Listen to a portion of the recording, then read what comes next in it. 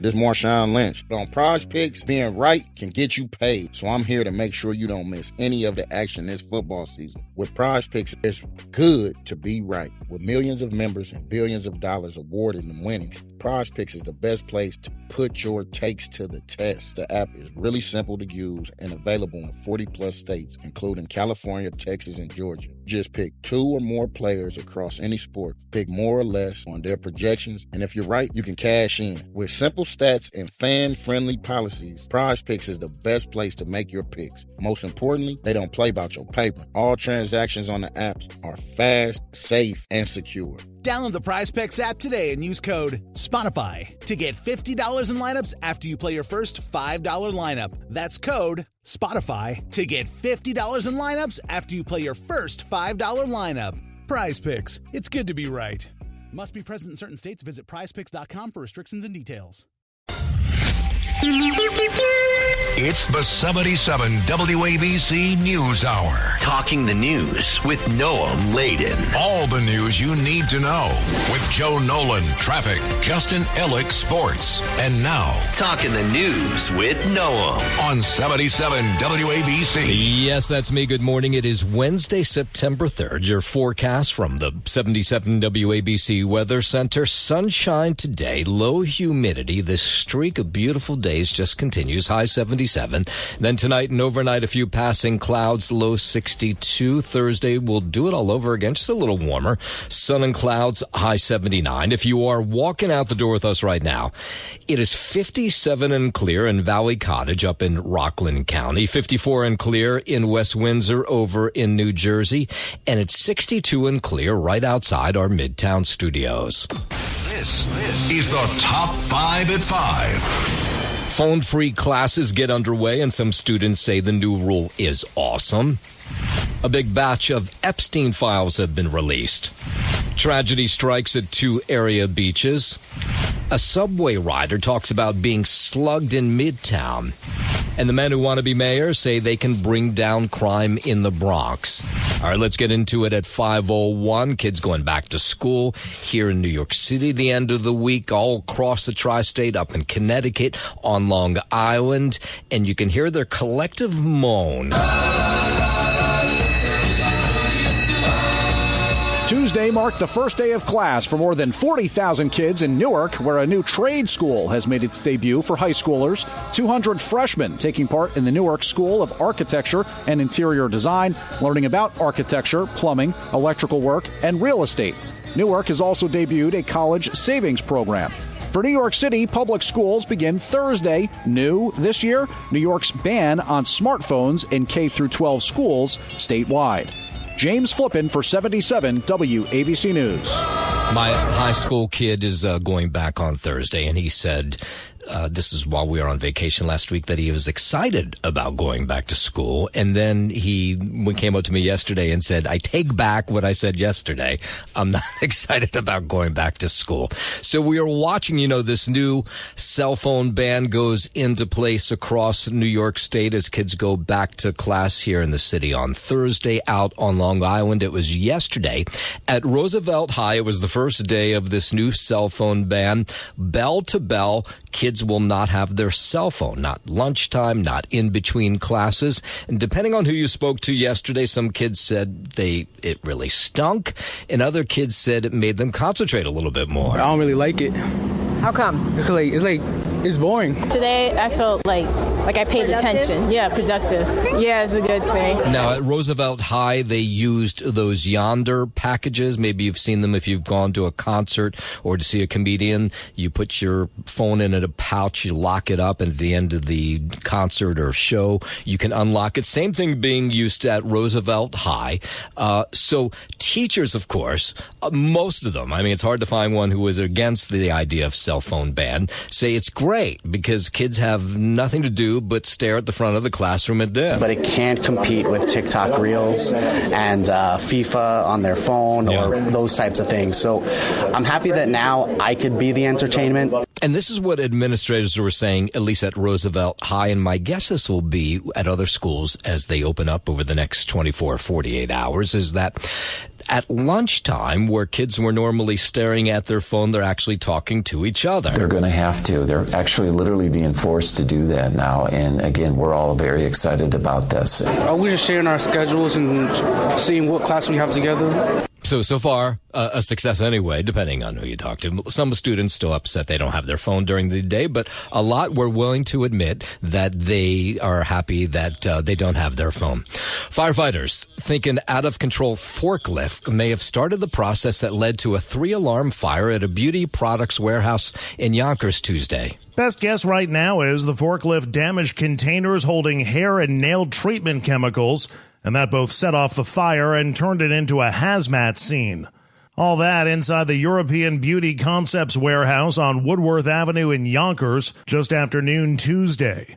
A few firefighters suffered minor injuries. Some nearby homes were evacuated and train service on nearby tracks was stopped until the fire and chemicals were controlled. Andrew Whitman, NBC News Radio, New York. WABC News Time 5:05. Let's go from Yonkers down to the Bronx, where a bus full of riders collided with a concrete barrier that's meant to protect bike and pedestrian lanes. This was yesterday up in the Bronx. The MTA bus crashed into the barrier at University Avenue and Washington Bridge. The bus hung in the air, like tipped up in the air. It was kind of wild to see it. Here were some of the people who were on board. And I just feel like a little rumble. I woke up and all you hear is the Dominican ladies screaming, "Oh my God, Dios!" Yeah, so thankfully nobody was seriously hurt. One rider who was sleeping says the crash just woke him up. It created a whole bunch of major traffic delays during the commute yesterday.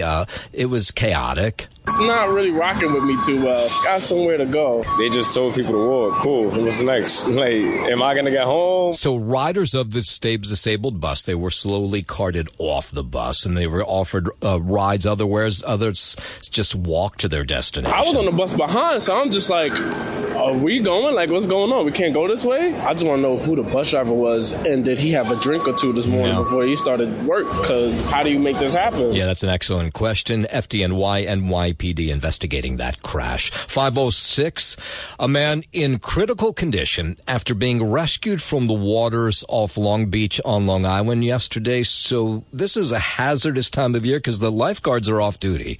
So if you're swimming, you're 100% on your own. So Long Beach police got a 911 call. The swimmer in distress. This was about 5 o'clock yesterday. When officers arrived, they discovered this 27-year-old man struggling in the water. They were able to rescue him, transport him to a nearby hospital. We asked for an update this morning, did not hear back, but he was in critical condition as of last night. No lifeguards were on duty on time since it's after Labor Day. And then an awful story down to the Jersey shore. A 39-year-old man struggling about 25 yards offshore in La Valette. This was yesterday. There were people on shore who saw him calling for help. I saw a man going, "Help, help, help." So I ran to the water. I started shaking my hand to let him know somebody's here to help you. When I came down the hill, he was screaming, "Someone please help me. Someone please help me." Now, there were two women on the shore. You're hearing them both there. Another guy, they were going to try to make a human chain, but they said, we're not strong enough to do that. I said, maybe if we get enough people, we can make a chain.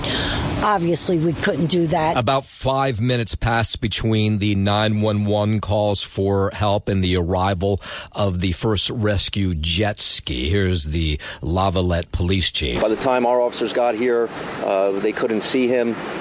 Shortly thereafter, they saw him partially submerged face down in the water. Yeah, so unfortunately, he did not survive. There were no lifeguards at La Valette. There's no lifeguards during the week at any of these beach towns now that essentially the beach season is over except for the weekend. It was terrible. It was a terrible feeling. I'll never forget it. I'll never forget hearing him yell. Yeah, I can only imagine. So lifeguards in some of these beach towns, by the way, they do return on the weekends, but not all of them. So you have to check before you head into the water, of course, because it's still nice this time of year. WABC WABC News Time 5:10. Mayor Adams has talked a lot about the fact that the city is winning its war on rats, but at least in one neighborhood, they say that's definitely not true. On the Upper West Side, residents are calling it an invasion. West 96th and Broadway is one such intersection. City Councilwoman Gail Brewer said people feed the pigeons and the rats take over.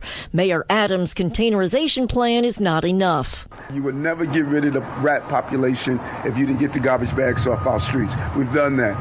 We're now going to move towards the next phase is 100% containerization. Another rat-infested area is Tots Playground on West 67th Street, where the rodents are bold enough to jump into strollers. I'm Lisa Ritchie for 77 WABC News. WABC News Time 5:11. A federal judge is allowing Google to keep its Chrome browser. Correspondent Ira Spitzer has more. U.S. District Judge Amit Mehta's decision in Washington follows his ruling last year that Google illegally monopolized the search market for more than a decade. At the center of this case were the multi-billion-dollar deals with Apple and other companies that help make Google the default search engine on most devices, giving it a roughly 90% market share. So Tuesday's ruling stems from this landmark case that was filed back in 2020 where the Department of Justice alleged that Google kept its share of the general search market by creating these really strong barriers to entry and a feedback loop that sustained its dominance. So last year, a district court judge ruled that Google violated the Sherman Act, which outlaws monopolies, and has said the company has had an illegal monopoly in its core market of internet search. The judge stopped short of the most dramatic remedies that the Justice Department had sought, including forcing Google to sell its Chrome browser or banning all payments to partners. So now Google will be able to keep that Chrome, but the judge has determined that the tech giant will be barred from these exclusive contracts and they must share search data. The House Oversight and Government Reform Committee making public the first batch of documents related to the late sex offender Jeffrey Epstein. Epstein and his accomplices stole their innocence, stole their very lives in some cases, stole their hopes and dreams and aspirations and ruined them in so many ways. That's House Speaker Mike Johnson speaking to reporters yesterday after the committee met with victims in the case. The committee says it received the files from the DOJ in response to a subpoena for documents related to Epstein. So the over 33,000 pages of material provided to the panel were released across multiple files and folders on Google Drive, Dropbox. House Oversight Committee Chair James Comer subpoenaed the DOJ last month. House Speaker Mike Johnson says there are more files to be released. 34,000 Epstein documents have already been collected. We will not stop there. This is the beginning and not the end, and they are going through very carefully. We want to bring justice to every single person who is involved in the Epstein evils or the cover-up thereof, but we also want to be equally certain that we protect the innocent victims. 5:13 from Congress. Let's head over to the White House. President Trump says there will be federal intervention in Chicago. He was asked about the possibility of the National Guard going to the Windy City to fight crime. I would love to have Governor Pritzker call me. I'd gain respect for him and say, we do have a problem, and we'd love you to send in the troops because you know what? The people, they have to be protected. President slamming the Windy City for its murder rate, touted the success he's had with using the National Guard in Washington, D.C. Well, we're going in. I didn't say when. We're going in. When you lose, look, I have an obligation. This isn't a political thing. I have an obligation. It's now a safe zone. We have no crime. It's in such great shape. You can go and actually walk with your children, your wife, your husband. You can walk right down the middle of the street. You're not going to be shot. Governor of Illinois, though, says President Trump sending these National Guard troops, and he says he's not getting a lot of information about how this is all going to go down. We have reason to believe that the Trump administration has already begun staging the Texas National Guard for deployment in Illinois. Democrat J.B. Pritzker telling reporters he also believes other federal officers from various agencies will also soon enter the city. After about 30 days or so, we believe that they will pick up all of those resources that they send here to Chicago and send them to the next city. So this is the city of Chicago, the governor, the mayor there, all against this idea of sending the National Guard troops in. We know before anything has happened here that the Trump plan is to use any excuse to deploy armed military personnel to Chicago. Now, yesterday, a federal judge ruled that President Trump's deployment of National Guard troops to Los Angeles back a couple months back was illegal. This decision validates that the power of the president is not boundless. Trump is not king. They were celebrating this ruling in California. That's California Attorney General Ron Bonta, who says the ruling affirms what the state had argued in its lawsuit. That means the military troops can't engage in arrests, searches and seizures, security patrols, crowd control, interrogation, or anything deemed as executing the law. But the president pushing back against this ruling yesterday, saying he's going to send those National Guard troops to Chicago, could send them to other cities like Baltimore, where he says crime is out of hand. Now, in a moment, we'll continue on in Washington. Chuck Schumer taking a whole bunch of shots at the president yesterday as Congress returned from its summer recess. We'll get into that in just a moment. But first, 5:15, let's head over to the 77 WABC Sports Desk. Good morning, Justin Ella. Good morning, Noam Little. Start on the diamond in Detroit. Pete Alonso homered twice. Juan Soto went deep again, and rookie Nolan McLean pitched 6 solid innings as the Mets beat the Tigers 12-5. McLean recovered from a rocky start to set down his final 14 batters. He gave up 2 runs on 3 hits and 3 walks while striking out 7, becoming the first Mets pitcher to earn a win, in each of his first 4 Major League appearances.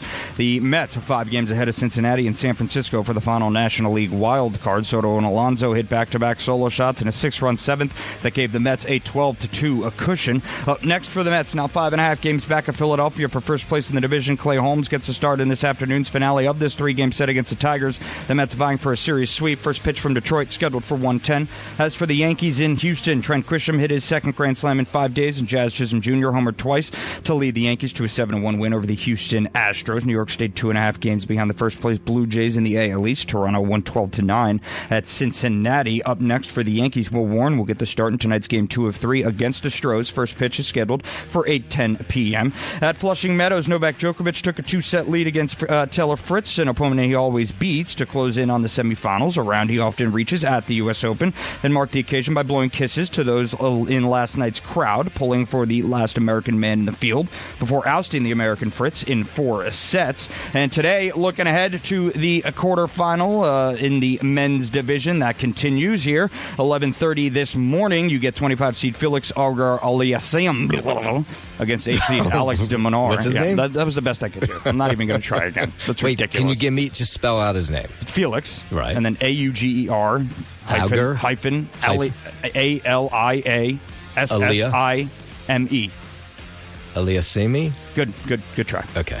Yeah. 8:30 tonight, defending champion Yannick Sinner. What is it with these tennis players? I don't know. Long names. I don't know. It's ridiculous. And 10-seed Lorenzo Musetti tonight, Noam Laden against defending champion Yannick Sinner, 8:30 p.m. That is your sports. I'm Justin Alec on 77 WABC. WABC News Time 5:19. Congress ended its summer recess yesterday. Senate Democrat leader Chuck Schumer was, I guess, well rested as he took shots at President Trump as Congress came back. In a speech on the Senate floor yesterday, he called President Trump pathetic, criticized a banner posted in Washington, D.C. depicting an image of the president as pathetic as well. A number of these banners are going up all across Washington. For generations, Americans have looked at these kinds of images and laughed at them, snickered at them, because there's such obvious signs of deep insecurity. Lawmakers facing some real stuff going on. Possibility of a government shutdown as a result of the annual spending battle. But Senator Schumer, all of his bluster was at President Trump. Lenin, Stalin, Mao, Putin, Kim Jong-un, and other bullies throughout history have depended on these images because they were desperate to seem powerful and important and untouchable. This could be some reaction on the part of people in the Democratic Party who say Senator Schumer hasn't gone hard enough against the president, but yesterday that was not the case. Have we ever had a president so pathetic? So pathetic. Yeah, so there he was sounding some Democratic themes yesterday on the Senate floor. Secretary of State Marco Rubio says the U.S. has conducted a lethal strike on a drug vessel in the southern Caribbean. In a post on X, Rubio said the drug vessel had departed from Venezuela and was being operated by a designated narco-terrorist organization. His post came just moments after President Trump had referenced the strike while speaking in the Oval Office.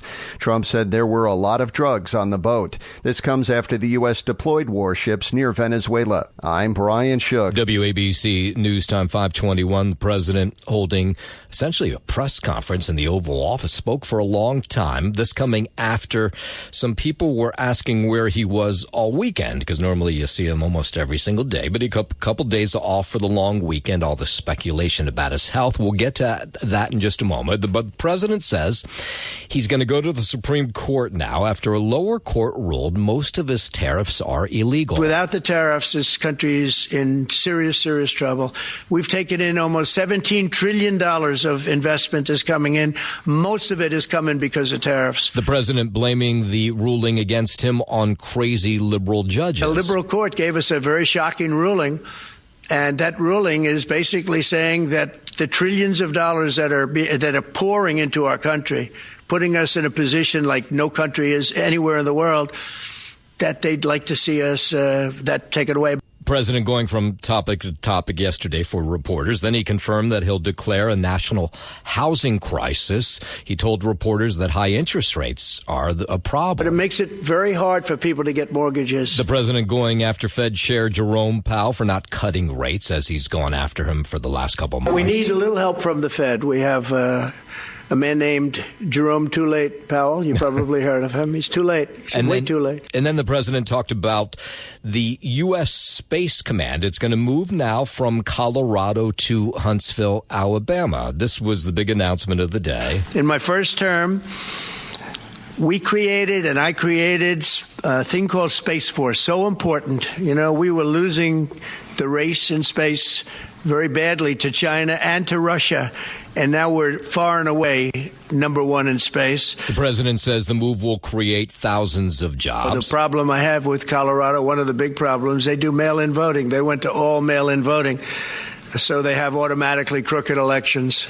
And we can't have that. In Huntsville, Space Com will play a key role in building the Golden Dome, as you know. That's going to be a big thing. Everybody wants to be a participant in it. Missile Defense Shield, we're going to be having a Golden Dome that the likes of which nobody's ever seen before. The president said that Huntsville, Alabama was chosen because they did the best job of convincing him that that was the best spot for the new Space Command Force. And then the president talked about all this online speculation over the long holiday weekend about his health. That he didn't make any appearances over the long weekend. He was asked by reporters about questions regarding his overall health after he wasn't seen in public much over the 3-day weekend. No, I was very active over the weekend. They also knew I went out to visit some people at the club that I own pretty nearby on the Potomac River. And no, I've been very active, actually, over the weekend. The president says he was surprised by the online chatter because he hadn't held a press event in 2 days. And then he chided former President Biden for going months without holding a press event. I didn't do any for 2 days, and they said there must be something wrong with him. Biden wouldn't do them for months. You wouldn't see him. And nobody ever said there was ever anything wrong with him, and we know he wasn't in the greatest of shape. He seems to be in perfect health, at least from that press conference yesterday. 525. More than 1,100 people are dead now from Sunday's earthquake in Afghanistan. Correspondent Keir Simons reports at least 3,200 people are injured, and that figure rising as rescuers contend with really rugged terrain in the country's mountainous east as they look for survivors after this earthquake. Some of the villages that were impacted by the quake are incredibly remote, and then the earthquake itself has blocked roads, so rescuers have been struggling simply to get to people. The Afghan Red Crescent Society holding a press conference yesterday, just begging the world for help to come in to find people trapped beneath rubble, which they say they definitely are. The government in Afghanistan, which of course is run by the Taliban, has been operating airlifts, helicopter airlifts, and there are images of injured children being rescued.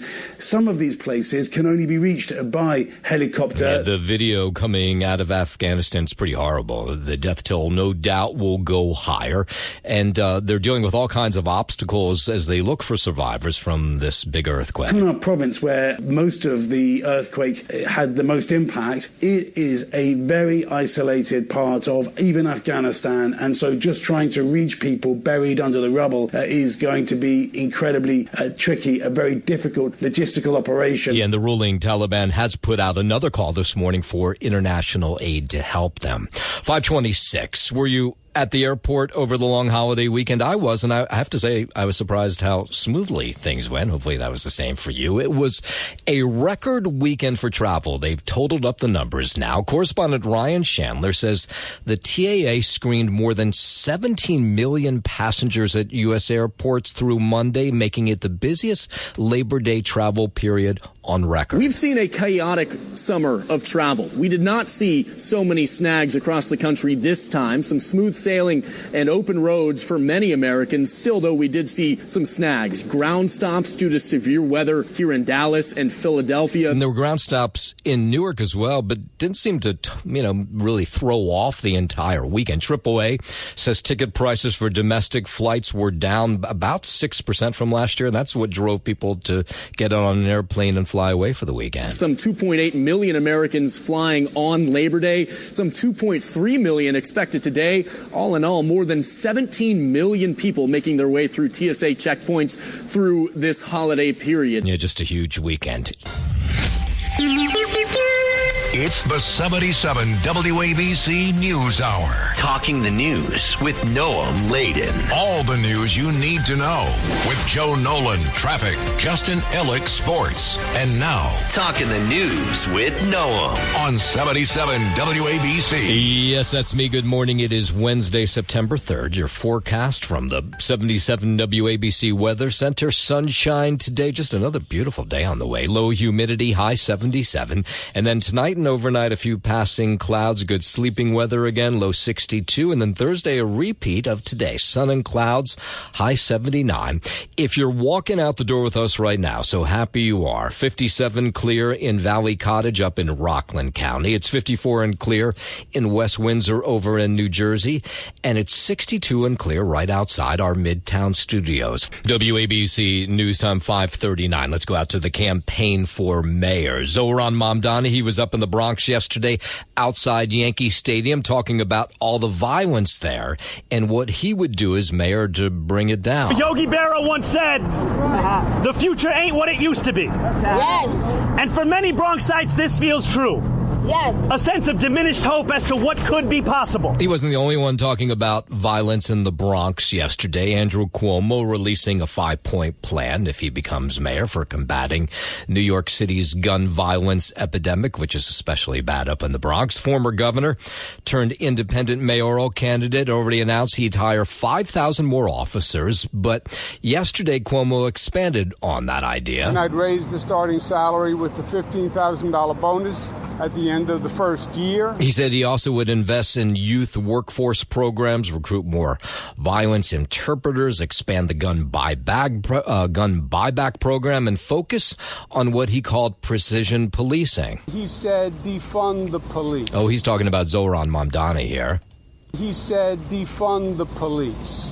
He then went further and said disband the police. Oh, so those two talking about violence yesterday on the campaign trail. Mayor Adams is on some sort of private vacation. We don't know where he is, but apparently out of the city yesterday. But just days after he announced he was sending 1,000 more police officers to the Bronx, there was that deadly shooting up there. 5 people shot yesterday, or rather I should say Monday into Tuesday. And while many people in that neighborhood are glad that Mayor Adams is deploying more cops to the borough, they also say they would welcome help from the National Guard. We need help. We need both for this new generation of today with all these gun violence. No, they need more cops out here. Now, this is just some of the shootings that took place in the Bronx in the last couple of days. Bullets flew Sunday night in the Allerton section outside of Delhi there. It was a drive-by shooting. It killed a 25-year-old, wounded 4 more people. Neighbors there, again, asking maybe the president to send the National Guard to the Bronx. Probably gang-related. I just stay in my house and mind my business. Yeah, they say they're just afraid to take to the streets.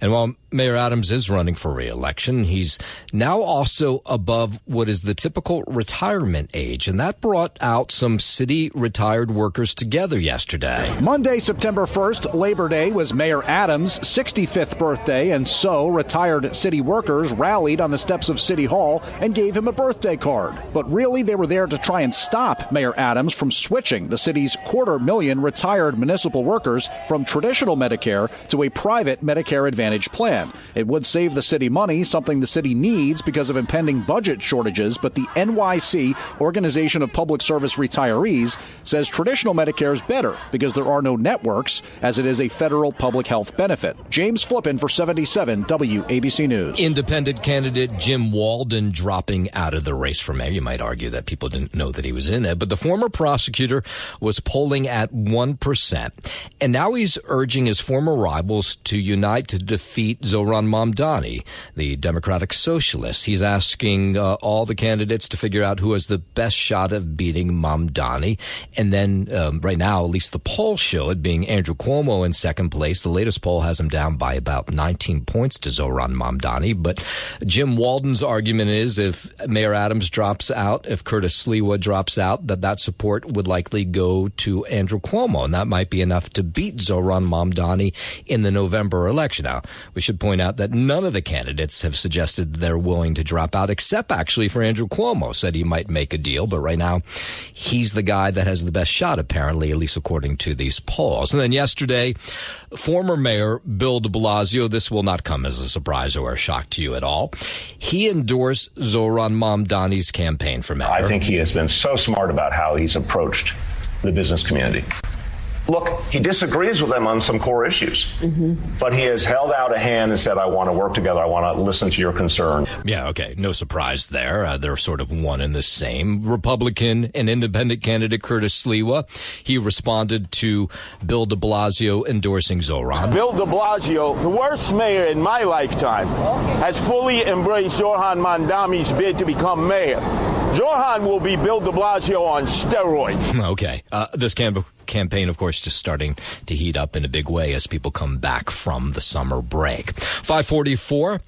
Manhattan office leasing is going up again. Franklin Wallach of Collier's Real Estate says office leasing in Manhattan is on pace for the highest since 2019. He says this is because some businesses, especially in tech and law firms, are expanding faster. CNBC says there's also been a flight to quality in the new towers, and almost every week new apartment projects are announced, and some are in office buildings that have now been taken off the business market for conversion to apartments. Joe Connolly, 77 WABC News. In a moment, we will hear from a 66-year-old subway rider who was slugged in the most violent way, and he'll detail what he thinks is behind that attack. We'll get into that in just a moment, but first, 5:45, let's head over to the 77 WABC Sports Desk, and here's Justin Ellick. Thank you, Noam Layden. Starting on the diamond in Detroit, Pete Alonso homered twice. Juan Soto went deep again, and rookie Nolan McLean pitched 6 solid innings as the Mets beat the Tigers 12-5. McLean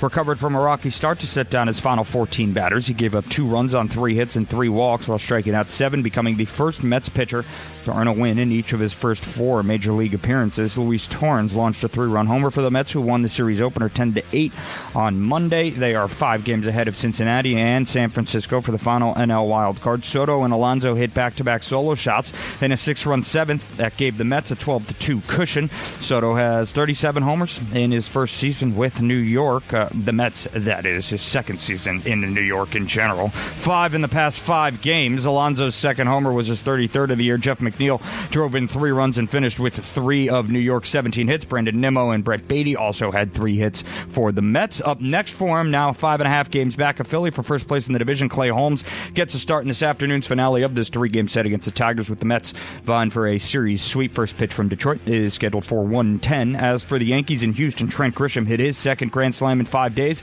and Jazz Chisholm Jr. homered twice to lead the Yankees to a 7-1 win over the Houston Astros. Max Fried allowed 4 hits in a run with 5 strikeouts. at-bats in 7 innings to get the Yankees back on track after Sunday's loss to the White Sox. It snapped a 7-game winning streak. New York stayed 2.5 games behind the first-place Blue Jays in the AL East. Toronto won 12-9 at Cincinnati. Yanks led by 2 when Framber Valdez walked Paul Goldschmidt with 1 out in the 5th before singles by Bellinger and Judge loaded the bases. Stanton struck out before Grisham's soaring shot to the seats in left field made it 6-0. It was the 8th Grand Slam this season for the Yankees and first since Grisham connected Friday against the White Sox. The Yanks took an early lead with a 2-run homer by Chisholm in the 2nd. His solo shot in the 8th made it 7-1 and gave him a 4th multi-homer game this season. Fried improved to 11-1 in 16 starts after a Yankees loss. Up next for the Yanks, Will Warren will get the start in tonight's Game 2 of 3 against the Stros. First pitch is scheduled for 8:10 p.m. Out at Flushing Meadows, Novak Djokovic. Can I just ask you something? Because 2 weeks ago we were like doom and gloom for the Mets and the Yankees. What's their shot now? Is there a magic number for the teams in first place in both of those divisions? Yeah, well, I mean, magic numbers are... at this point, in many first-place teams' magic numbers are somewhere in the high 20s. Oh, it is. Mid-20s still, yeah. How many games left? 20-something games left? I think, beginning this week, there was north of 30 regular season games left. Maybe give or take a couple. In some instances, obviously, every team hasn't played the same amount of games up to this point. But I think you're somewhere in the 20s probably for a magic number. So do the Mets have a shot at all at catching the Phillies or not? Yeah, of course. Oh, they do. And how about for the Yankees? Yeah, of course. Yankees are 2.5 games back. No, what are we the Blue Jays. about I'm here? just asking because you were a month ago you were ready to jump out of a building. Yeah, but if the Yankees are 2.5 games back, if there's more than 3 games left, then wouldn't you think it's a possibility? You would think, but the way you were talking about it, I believed you that the Yankee season was done, but now you're telling me it's not. So I'm a perpetual pessimist. Is that you have something wrong with? Is there something wrong with that? No, you're just a regular sports fan. It's a long season. Yeah. I mean, 162 games. Okay. Let's go. So, we are looking ahead to tennis today. By the way, yesterday, Novak Djokovic took down that last American, Taylor Fritz, in the men's division. So, you are American-less now, heading into the second half of the quarterfinals today for the men, 11:30 a.m. The 25 seed, this guy named Felix. I'm not even going to try his last name. And then 8 seed, Alex de Minaur. They'll get going at 11:30 tonight. At 8:30, you get defending champion Yannick Sinner against Lorenzo Musetti, also at Arthur Ashe. That is your Sports Know, and I'm Justin Ellick on 77 WABC. WABC News Time 5:50. Hearing from a 66-year-old subway rider who was brutally attacked. This was Monday afternoon on Labor Day. He was waiting with his wife for a train at the 59th Street Lexington Avenue subway platform. He says the stranger walked up to him, didn't really say a whole lot, and then punched him in the jaw as hard as he possibly could. David Williams talking to CBS News here. This was a crazed individual that indulged in what's called a knockout game. They try to knock you out with one punch. It didn't work. He hit him very, very hard. I was trying to find someone to help. There was no one, so I started screaming, police, police, call police. You remember this knockout game? And a lot of times it was women they were going after a couple years ago. But apparently this stupid game is back. So the stranger that punched Williams and broke his jaw at the 59th Street Lexington Avenue subway station on Monday ran off. So far, they have not found him. It's a clean break in the jaw, but still, he's going to have surgery tomorrow. I have 2 fractures. I have a fracture here, rather, and a clean break here. I can only eat liquefied foods while the plates and screws set into the bone. There will be some residual pain. I've been forewarned. I mean, God, this creep, they got to find him. So David Williams says he's actually been robbed on train platforms 3 times before. But he says this incident was different because now he's going to face weeks of recovery. And he and his wife have a familiar warning you've heard from subway riders before. Be more aware of your surroundings. Stay in areas where there are populated people. I'm happy that he's eating. I hope that he gets better soon. But it's look. I'm still scared. I am not going to take the subway for a very long time. And who can blame her? I mean, let's hope he's wrong that the knockout game is not back. 5:52, the man in New York Gilgo Beach serial killings, the suspect, will be back in court today for what could be a pivotal ruling. A judge is expected to rule on whether the use of new DNA techniques can be used against 59-year-old Rex Heuermann. Heuermann is charged with murder involving at least 7 women over 3 decades on Long Island. He's pleaded not guilty to all charges. Andrew Whitman, NBC News Radio, New York. 5:53 out to New Jersey, where Taylor Swift is not the only person that's planning a big wedding now. Congratulations go out to New Jersey Senator Cory Booker. The 56-year-old politician has announced his engagement to Alexis Lewis. The two have been dating for about a year and a half, and they share a home in Washington, D.C. She works at a real estate investment firm. I'm Lisa Ritchie for 77 WABC News. Do you remember when Senator Booker was dating Rosario Dawson for a long time? This woman, dead on, looks exactly like her. It's a little strange. 5:54, lots of kids heading back to school yesterday. Not everybody. New York City schools, they begin tomorrow. That's the same case for a lot of public school systems in New Jersey. But out on Long Island, we got to see the first new test of the cell phone ban, which is in place in New York schools across the state. Bell to bell, kids will not be able to have a cell phone. They can't look at it in between classes, not at lunch. They hand it in the morning, get it back when the school day is over. And at Roosevelt High, there was mixed reaction on Long Island to the new cell phone ban. They knew it was happening, but here's what students had to say. I don't really like it. How come? Because it's boring. Today I felt like I paid attention. Yeah, productive.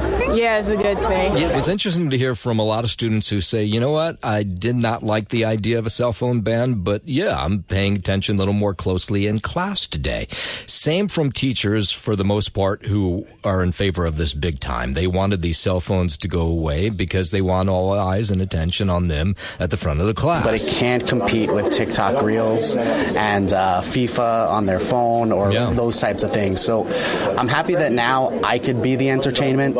Yeah, and in the lunchroom, at least at Roosevelt High yesterday, something was happening that administrators say they have not seen happen in a long time. Nobody's staring at a phone because they don't have one, and they're actually conversing with each other as they eat lunch. They're going to have to. They're actually literally being forced to do that now, and again, we're all very excited about this. We're just sharing our schedules and seeing what class we have together. Yeah, so far, not from everybody, but for most people, they like the idea of this school phone ban.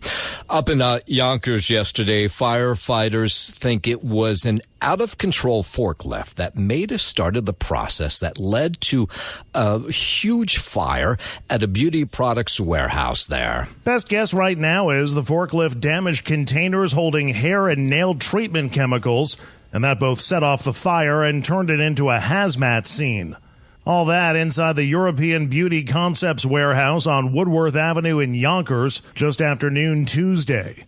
A few firefighters suffered minor injuries. Some nearby homes were evacuated and train service on nearby tracks was stopped until the fire and chemicals were controlled. Andrew Whitman, NBC News Radio, New York. Are you a lottery ticket player? Powerball is now at $1.3 billion. It's growing. There were no winners on Monday night. It's been since May since someone's won. That's why the jackpot is so large. And so, yeah, we were out talking to people who were buying tickets. Obviously take care of all my bills. Then I would look to invest in a couple of roller skating rinks. I like a Corvette. So Corvette is probably the first thing in my brain to go. That's my luxury, what I want. I will pay all my debt off, buy my family members a home, wherever they're at, whether they're in New York or buy them a home and, put the rest in the bank, invest some money. Okay, so tonight's drawing is the 41st drawing without a winner. And the last time it's gone that long, you'll have to go back like a year or so. So it is interesting, though, when you talk to people here in the city and you ask them what they would do with the money if they win this $1.1 billion.